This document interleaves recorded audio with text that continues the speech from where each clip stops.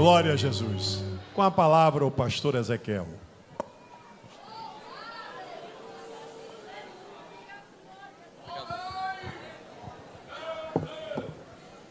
Meus queridos, a paz do Senhor.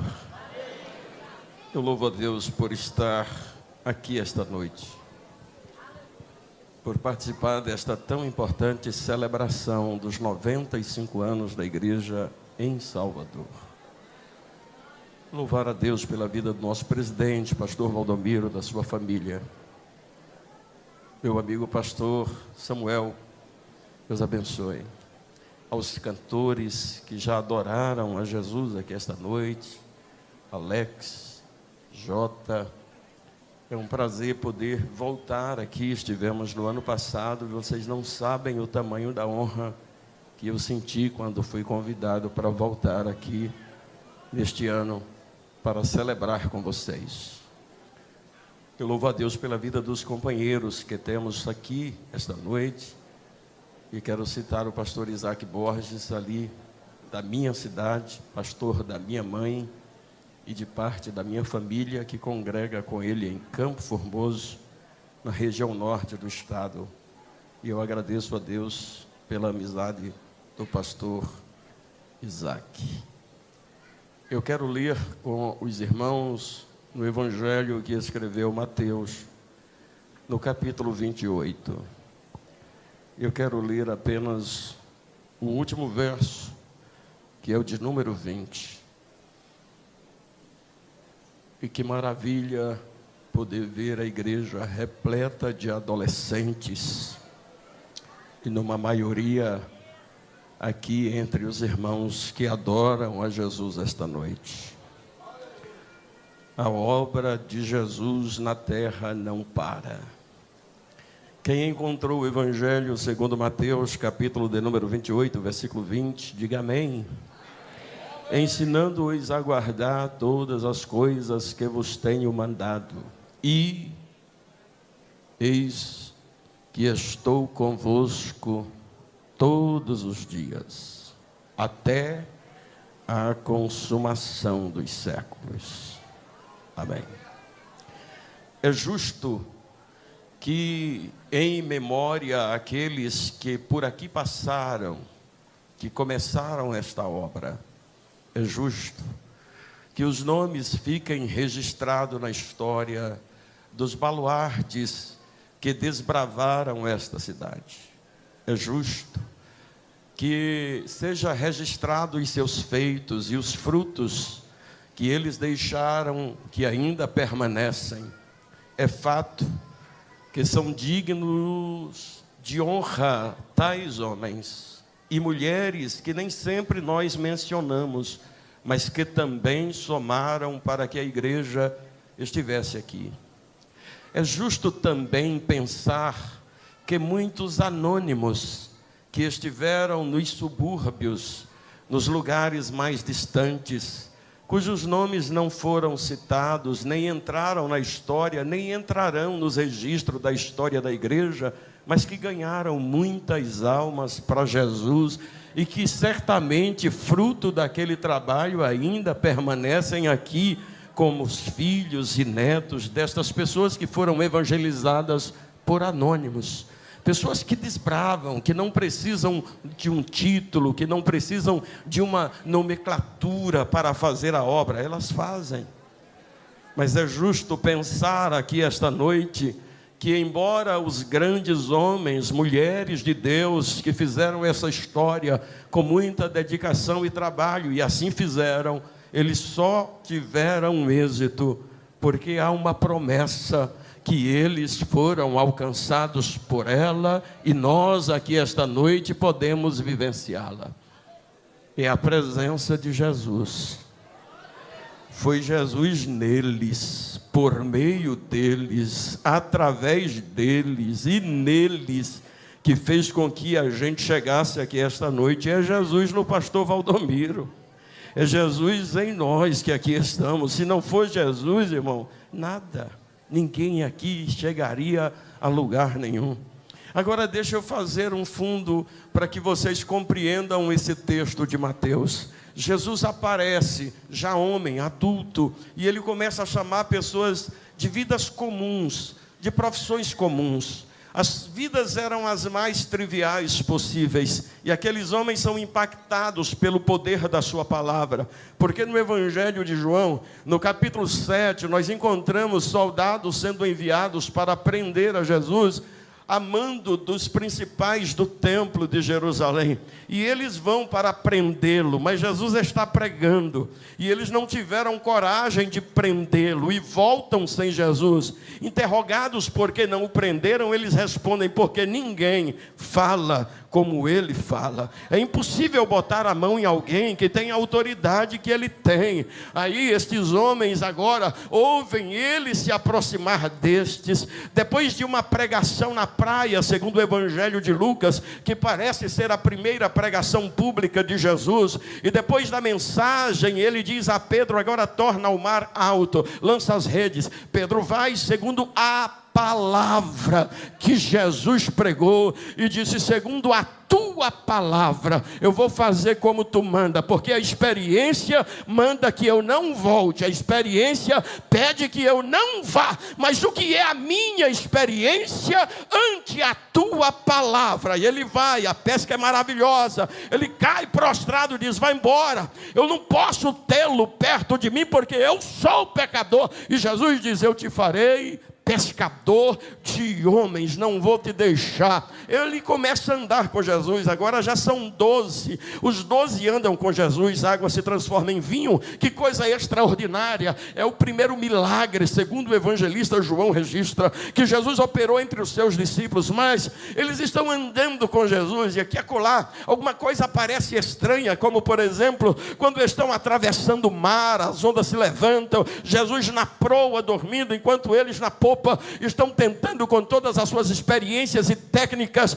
manobrar o barco a fim de que ele não venha a afundar. Aí de repente alguém perde a paciência e diz: não é possível, todos nós aqui estamos dando tudo que temos, tudo que sabemos, todos os nossos esforços, e ele dorme. Vou lá acordar. O senhor não tem medo nenhum, preocupação nenhuma, porque todos vamos morrer. Ele não responde àquele que ele inquire, mas ao subir a popa, ele apenas dirige o vento e diz assim: para vento, aquieta-te mar. E houve grande bonança. Aí um olha para o outro e diz: quem é este que até os ventos e o mar lhes obedecem?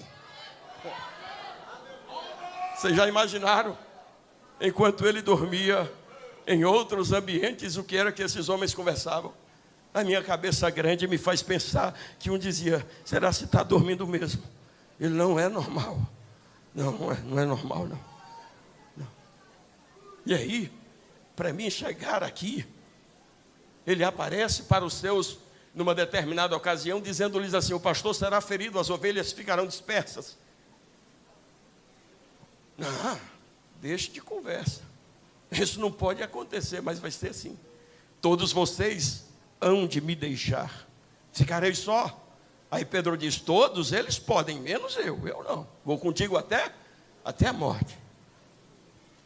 O certo é que ele morre. Abate uma tristeza, e os discípulos ficam trancados. Eles não têm coragem de voltar para casa, não têm coragem de sair do cenáculo. Eles estão trancados ali naquele espaço onde costumeiramente iam com Jesus. Mas a Madalena foi ao túmulo, e o dia nem havia clareado ainda. As mulheres que com ela seguiram viram que a pedra estava removida. E então os anjos lhes disseram, registrou Lucas: por que buscais o vivente entre os mortos? Já não está aqui, porque ressuscitou. Não vos lembrais do que vos disse estando convosco na Galileia? Elas voltam, vão até o cenáculo, onde os homens estão trancados tristes, sem destino, sem rumo, desorientados. Está vivo. A pedra está removida, não há corpo. E nós ouvimos alguém que diz que está vivo. João registra que logo Pedro e João dispararam para o sepulcro. Pedro mais velho chega depois de João, que já estava escorado à porta do túmulo, que estava sem pedra. E quando Pedro chega, Pedro não pensa e não para. Ele simplesmente entra no sepulcro e ele diz: de fato, não está aqui. Eles voltam. A Madalena, que volta com eles e chega depois e percebe que eles descem dizendo: de fato ela tem razão, a pedra está fora do lugar, o sepulcro está vazio, mas nós não vimos nada. E a ela, permanecendo ali, é dirigida uma voz, quando esta interpela alguém dizendo: sabes onde puseram o corpo do meu mestre, achando ser o jardineiro daquele sepulcro de um nobre? Aí a voz lhe diz: Maria.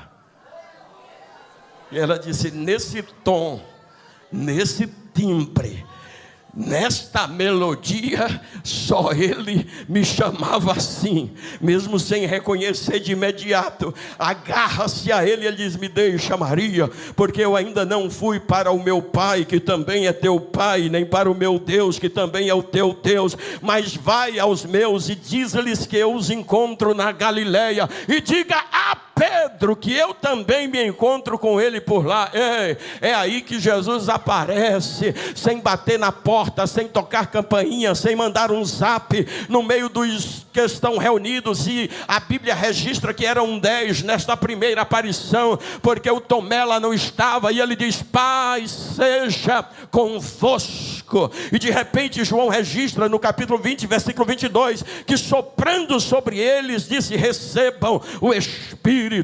Depois ele passa 40 dias com eles, indo e voltando, aparecendo e desaparecendo. Mas nesses 40 dias eles estão andando com Jesus. E Lucas registra em Atos dos Apóstolos, no capítulo 1, no versículo 4, que estando com eles um dia à mesa, ordenou-lhes dizendo: não vos ausenteis de Jerusalém, mas esperai a promessa do Pai, que disse ele: de mim ouviste, porque João na verdade batizou com água, mas vós sereis batizados com o Espírito Santo não muito depois desses dias. E aí eles estão com Jesus, e o monte está lá, onde ele vai ser elevado aos céus. Uma nuvem desce, Jesus passa a perna na nuvem, e que estão embaixo, e diz a maior de todas as promessas que a igreja já recebeu enquanto estiver na terra. Sabe qual é? Estarei convosco. Eu vou, mas vocês não ficam sós. Eu estarei convosco todos os dias, até a consumação dos séculos. Passaram-se 95 anos que a Assembleia de Deus foi plantada em Salvador e ele não voltou. E aquele número pequeno de gente se multiplicou em milhares. E se ele tardar mais alguns dias, nós seremos outros tantos de milhares, porque ela não vai parar de crescer. Pode passar Valdomiro Pereira da Silva, vai vir um outro se Jesus tardar, vai vir outro depois de outro, mas Jesus permanece o mesmo. Jesus permanece no mesmo lugar. A história registra os que foram, mas nós vamos falar daquele que permanece.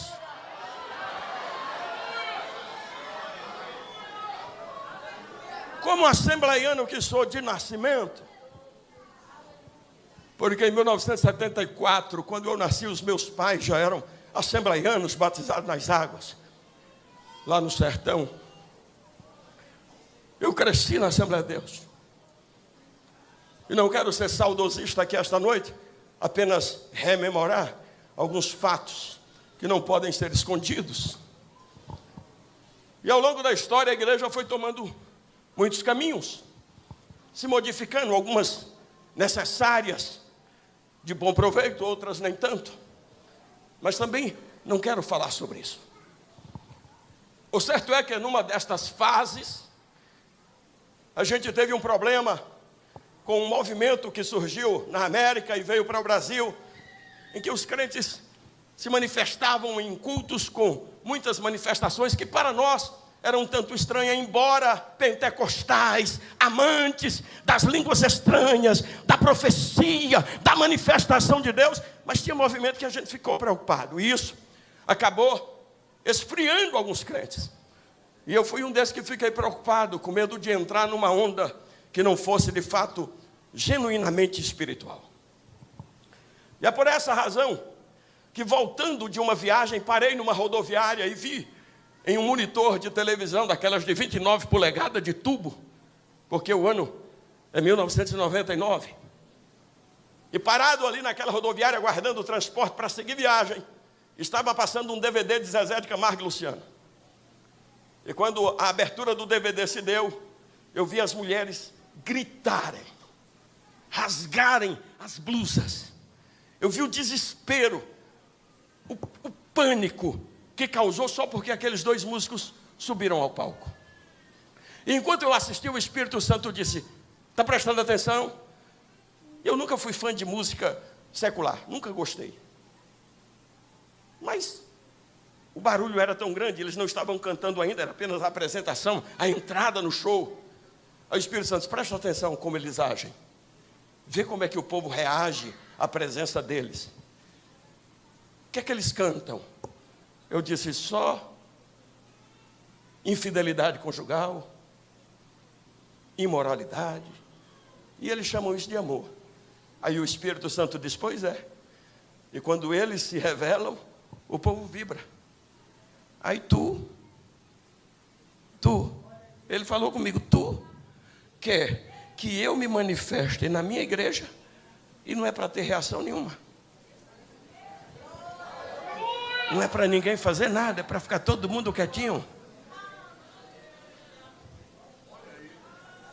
O salmista diz: ele levantou a sua voz e a terra se derreteu. Ele.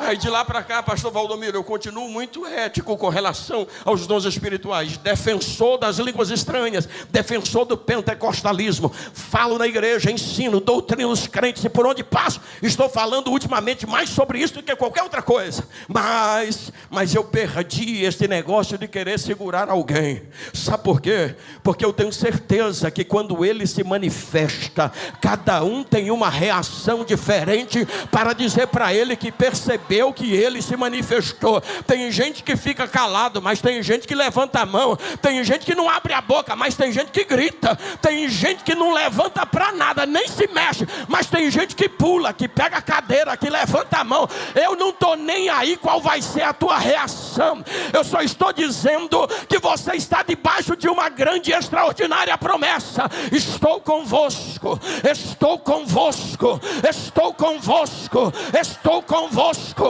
estou convosco todos os dias até a consumação dos séculos.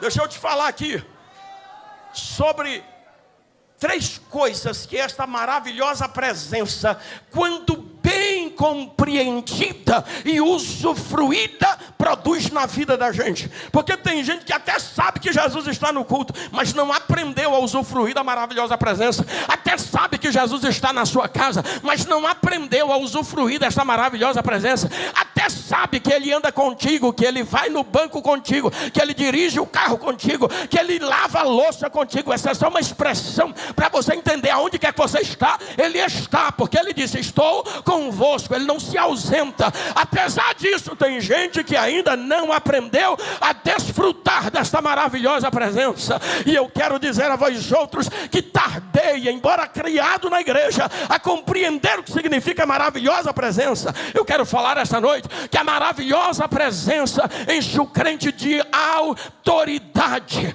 Só tem autoridade quem anda e compreende quem é Jesus, quem sabe que Ele está ali, que não está só. E eu estou falando de autoridade. Autoridade para quê? Autoridade para pregar. Até os 17 anos, se me desse o microfone, eu corria, mas nos 19, Jesus me queimou com o Espírito Santo, me encheu da sua graça, numa madrugada, e quando eu acordei falando língua estranha, no outro dia eu já queria dizer: me entregue, me dê a oportunidade, me passe o microfone, deixa eu falar de Jesus, porque quem tem a maravilhosa presença, a primeira coisa que faz é coragem de testificar: Ele está aqui, Ele está comigo, Ele é o Salvador. É isso que impulsionava leigos e analfabetos a testemunharem de Jesus com tamanha ousadia, a maravilhosa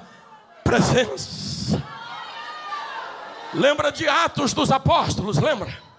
Quando Pedro, logo lá em Mateus, ele nega Jesus por 3 vezes, mas em Atos, no capítulo 2 e no versículo 14, sabe quem é que abre a porta do cenáculo? É Pedro. A multidão está toda do lado de fora, mas ele disse: eu não estou só, Ele está aqui. Eu senti Ele pegou na minha mão, Ele disse: tenha ânimo, Pedro, deixe de ser covarde. Aí eu abri a porta e disse o que? Pedro disse: varões, irmãos, e Jerusalém, e todos os que aqui estão, deixa eu contar um negócio para vocês. Aí Pedro disse assim: Jesus, aquele Jesus que vocês mandaram matar, entregando na mão de Pôncio Pilatos, sabe o que aconteceu com ele? A multidão está lá ouvindo isso. Ele ressuscitou, e vou dizer mais, Ele está aqui, a gente anda com Ele agora, Ele está vivo, a sepultura não pode detê-lo, Ele vive.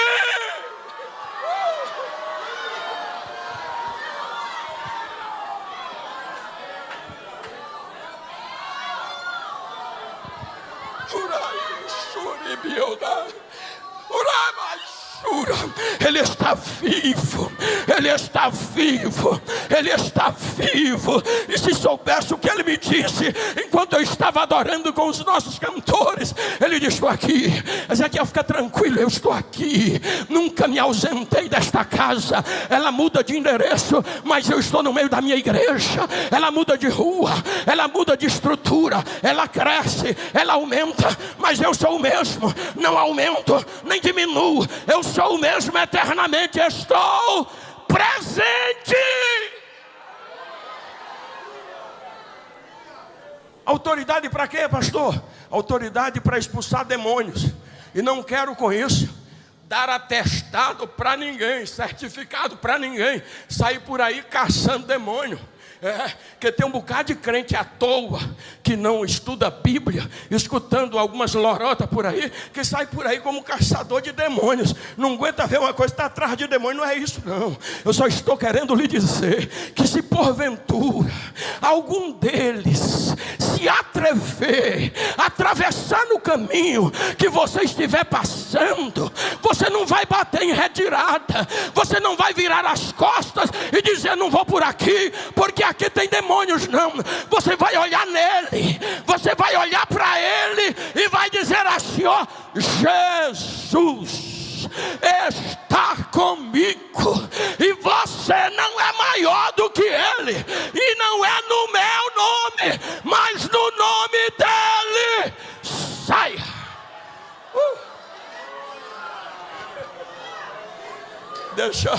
Deixa eu parafrasear para você entender.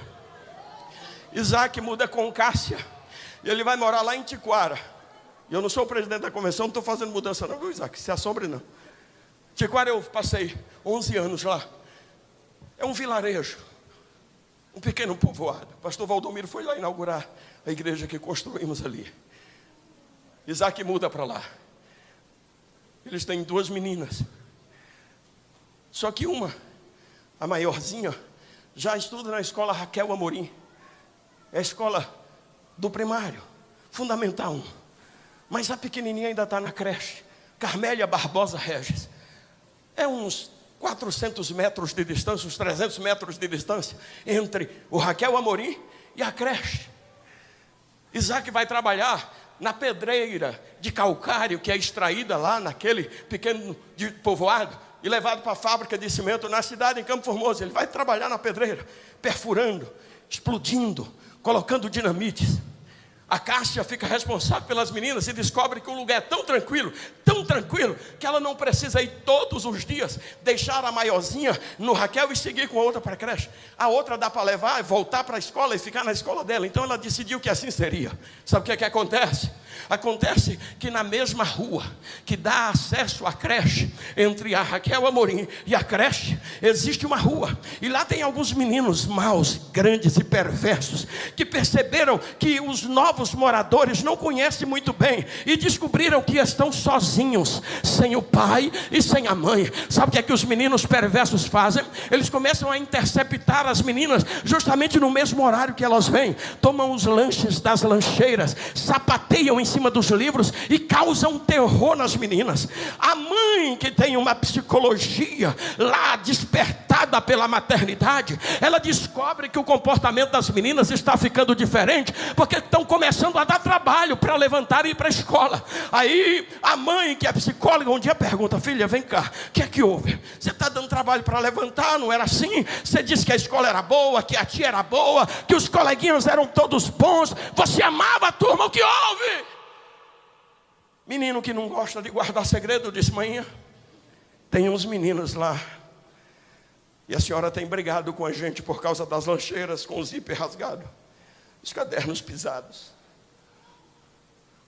porque todos os dias eles interceptam, eles batem, eles aterrorizam, e a gente já não tem mais vontade de ir para a escola. Cássia chama Isaac e diz: Isaac, temos um problema para resolver. Isaac já está lá há 1 ano, descobriu que tinha no banco de horas algumas horas extras e conversa com Cássia. Fica tranquila, hoje, sexta-feira, eu converso com o meu chefe. Se ele me liberar pelo menos até meio-dia, segunda eu levo as meninas para a escola. Não sei se você já está entendendo. Segunda-feira de manhã não é Cássia que vai acordar as meninas. Eles não dizem nada, Isaac não fala nada. Isaac simplesmente segunda-feira acorda mais cedo, bate palmas no quarto. As meninas olham assim: painho, o senhor não foi para... Hoje não. Hoje o papai vai levar vocês para a escola. Não dão trabalho, já estão lavando os olhos, lavando o rosto, arrumando. Aí a outra já vem dizendo: mãe, eu quero Danone, viu? Eu quero Danone, bota esse recheado para mim aí. Já estão botando moral, decidindo o que quer comer. Hora de ir para a escola. Isaac sai na porta, as meninas, uma segura forte na mão esquerda, a outra segura forte na mão direita. Elas que já vinham andando de tanto medo, já procurando um muro para se escorar, elas já querem andar pelo meio da rua. E elas estão dizendo: pai, pelo aqui. Elas sabem onde é. Elas não disseram nada ao pai. Elas não sabem que o pai está sabendo da história. Mas o pai já vem, todo empolgado, quando é lá na esquina, depois do Raquel, na esquina do bar Botafogo do Raul. Olha, os meninos que sabem o horário já estão assentadinhos no banquinho de cimento, esperando as meninas. Sabe o que elas fazem de longe? Ainda lá no meio da rua, elas erguem a mãozinha e faz assim, ó: vem. Aí aponta assim, ó: painho, vem. Espana menino para tudo quanto é lado, mas encostar pertinho de meninas, filhinhas de painho, Isaac, nenhum tem coragem de encostar. Eu estou recebendo a autoridade de Deus e quero declarar debaixo de uma unção dos céus aqui esta noite, que Satanás tem sacudido algumas lancheiras, bagunçado algumas mochilas e tem causado algum terror na vida de alguns crentes. Mas deixa eu liberar uma palavra de Deus aqui esta noite. Ele está dizendo: é eu que te tomo pela tua mão direita, que te esforço e que te ajudo e que te digo: tu és meu. Ei, sabe o que você vai vai fazer hoje? Vai empolar o peito, empinar o nariz e vai dizer: vem, vem Satanás. Eu aprendi no culto que eu não estou só, eu não ando sozinha, eu não estou sozinho, eu tenho uma promessa, Ele está comigo e eu tenho autoridade. Atos capítulo 16, versículo 18, está escrito: e por muitos dias fez ela desta forma, mas indignando-se Paulo, virou-se para ela e disse: saia dela.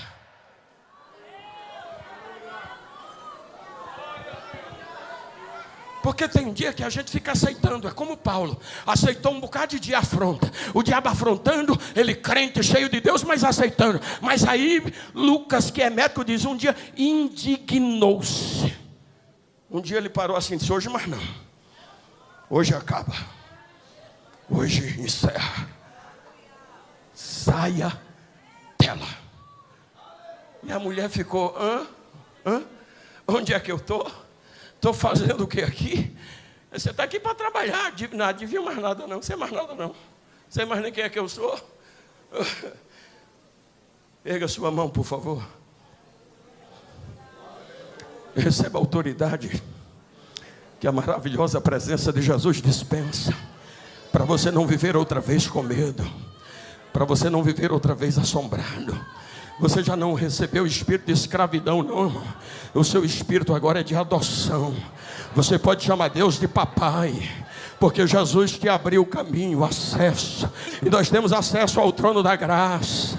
E agora nós podemos chamá-lo de papai. Eu não sei se você entende isso. Autoridade para quê, pastor? Autoridade para curar enfermos, autoridade para pregar, autoridade para expulsar demônio e autoridade para curar. Eu fico admirado com os crentes. E com todo o temor e tremor de Deus, os crentes da Assembleia de Deus, que são os que eu conheço, me admiram. Porque a falta de conhecimento às vezes nos tornam, irmãos, sujeitos a coisas que não deveriam. Eu fui aos Correios pegar umas correspondências, e uma das irmãs da igreja que eu pastoreava na época, recebi a toalhinha Setuma Benção. Eu estou falando de crentes, irmãos, que vão atrás do apóstolo, do bispo, do ancião, do pastor, porque não entenderam que não é o bispo, não é o ancião, não é o pastor, é Jesus. Se ele não fizer, ninguém faz. Se ele não curar, ninguém cura. Ei, eu só estou querendo que você aprenda que você tem autoridade. Quem ganhou Jesus, quem ganhou meu pai para Jesus, deu uma Bíblia de presente, só que ele não sabia ler. Ele leu pelo menos umas 45 vezes antes de morrer, mas ele não sabia quando ele ganhou a primeira. Mas deixa eu dizer um negócio para você. Quem ganhou ele para Jesus, disse assim, lá no meio do mato, numa casinha de taipa, uma casinha de vara, disse: seu Firmino, Jesus vai morar aqui na sua casa. Ele se assustou. E ele come o quê? Como é que eu vou cuidar dele aqui? Aí aquele jovem pregador de 17 anos de idade, Ari Monteiro Trindade, ele disse para meu pai: se preocupe não, ele não come, ele alimenta. Ele não ocupa espaço, ele amplia os espaços. E vou lhe dizer mais, seu Firmino, quando o senhor precisar dele, ele vai estar bem aqui. Aí manhinha que é viva, 86 anos de idade, o pastor Isaac cuida dela. Manhinha conta que um dia meu pai recebeu a notícia que a 9 quilômetros, na Laje dos Negros, havia chegado um crente vindo de Juazeiro. E ele disse: eu vou lá conhecer esse crente. Pegou um cavalinho velho que criava, era só o que tinha solto na roça. estava selando o cavalinho, saiu de madrugada. E meu irmão, o terceiro, porque o segundo Jesus levou, o terceiro, chamado Jeremias, estava com 3 meses de vida e havia nascido com sérias crises de convulsões. Meu pai, novo crente, novo convertido, mas cheio de fé, com a Bíblia que não tinha muita habilidade com ela, não sabia ler. Ele disse: vou levar para esse crente ler. José Moura era o nome do crente. Vou levar. Jeremias acordou, minha mãe foi cuidar dele, enquanto meu pai foi na roça buscar o cavalo, selar o cavalo, aprontar o cavalo. O menino deu uma crise convulsiva, e minha mãe conta que o menino veio a óbito. E ela, olhando a empolgação do meu pai em ir ver esse crente, ela disse: não vou dizer para ele, deixa ele ir, quando ele voltar, a gente enterra o menino. Já tinha 3 horas de óbito. Mas o irmão mais velho, o Gilberto, não aguentou. Já era grandinho, já conversava. E disse: painho, o Jeremias não abre o olhinho. Meu pai disse: tu já olhou? Cota. Maria Pinto de Carvalho, mas era conhecida. Já olhou, Cota? Já. E o que ele tem? Aí ela disse: ele não tem vida. Mas eu não queria lhe atrapalhar, você precisa ir cuidar. Vai ver esse crente. Aí meu pai disse: agora não tem como ir. Desceu do cavalo, porque já estava montado. Entrou dentro de casa, foi naquele quartozinho de uma cama de vara, um colchão de capim, pegou o menino. E o Gilberto e o Irineu, que ainda era vivo, estavam pertinho chorando. Ele olhou o menino, deu uma rodada na salinha estreita da casa e disse: aquele moço disse que o senhor mora aqui.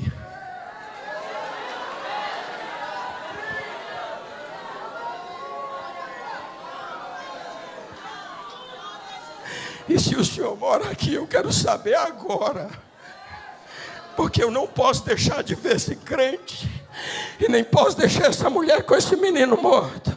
O menino suspirou na mão. Ele tem apenas 65 anos de idade e é pastor das Assembleias de Deus no Belém, São Paulo, há mais de 30 anos. O que eu estou dizendo para vocês é que o evangelho pregado era que Jesus estava, e se acreditava que ele estava, ninguém saía por aí procurando ninguém para orar. Eram os crentes, na sua simplicidade, na sua humildade, que punham as mãos e declaravam a cura. E eu estou sentindo graça de Deus para dizer à igreja esta noite que Ele é o mesmo e continua curando nas Assembleias de Deus. Ele está conosco, está conosco. É a maravilhosa presença que invadiu esse lugar aqui esta noite. Oh, como eu estou sentindo a presença dele aqui esta noite.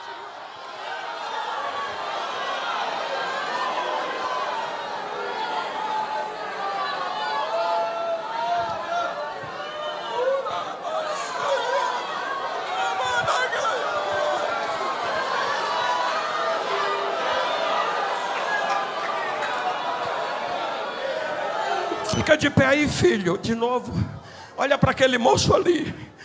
O pastor Isaac foi na minha casa, desesperado, porque há 2 anos atrás aquele menino caiu doente, sem que, nem para quê, não havia causa aparente. Foram 8 especialistas. O primeiro que foi um hematologista, porque o clínico geral disse: é uma doença grave no sangue. E a gente foi para uma hematologista, ela disse: não é. Leva para um nefrologista, não é. Leva para um cardiologista, não é. Nós peregrinamos. Em 15 dias as minhas reservas foram embora. Em 15 dias nós estávamos em desespero. E o menino morrendo, carregado nos braços, a mãe sem suportar mais, vai morrer. Mas eu lembrei, eu disse: o Deus de meu pai também é o meu Deus. O Jesus de meu pai também é o meu Jesus. Do jeito que ele caiu na cama, ele se levantou sem remédio, sem tratamento, e está de pé. Sabe o que Jesus fez? No mês seguinte batizou com o Espírito Santo. meu irmão, deixa eu te dizer mais. O pastor Isaac sabe que quando estávamos em um grande congresso de jovens da região, Jesus batizou 57 com o Espírito Santo. Sabe quem estava no meio, colocando a mão e dizendo batiza? Aí ele só dizia, vem cá, pai, olha aqui. Era Jesus batizando. Pelo menos uns 20 dos que foram batizados, teve a mão de Caleb perto, orando por eles. Eu estou dizendo que eu sirvo a um Jesus que me fez uma promessa. Você não está só, você não está só, você não está só, você não está só.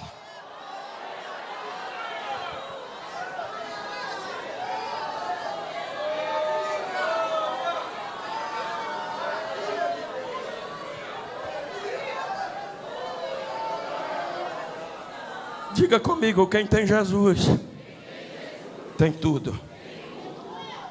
Por isso eu não vou viver triste, não. Eu tenho Jesus. Eu já aprendi a viver sem muita coisa na vida. Sem dinheiro. Casei aos 23 anos adolescentes. Casei aos 23 anos virgem. Com uma moça virgem. E não me envergonho de dizer para os meus filhos e dizer para os jovens aos quais eu tenho a oportunidade de falar. Não é vergonhoso, é lindo.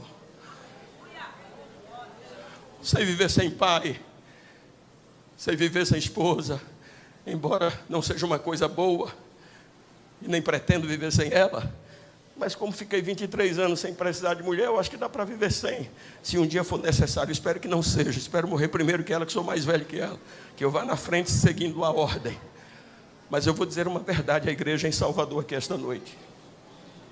Eu só não aprendi a viver foi sem Jesus. Não. Acordar de manhã e não sentir Ele. Ir para o culto à noite e não perceber Ele.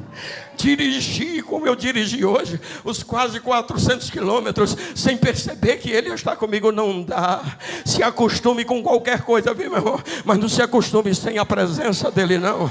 Não se acostume sem a manifestação dEle, não. Eu não vou poder continuar por causa do horário, para ser obediente, e também gosto de cumprir horário e ordem. Observe se a sua vida já não está ficando acostumada sem Ele, porque se tiver há um problema sério em você, volte ao altar do reconhecimento, porque se você chegou a algum lugar, só foi por causa dele. Que a tua posição não te faça se acostumar sem Ele. Se o lugar aonde Ele te colocou é um lugar alto, não se esqueça que foi Ele que te elevou ao lugar alto. Reconheça todo dia, é Ele, Ebenezer.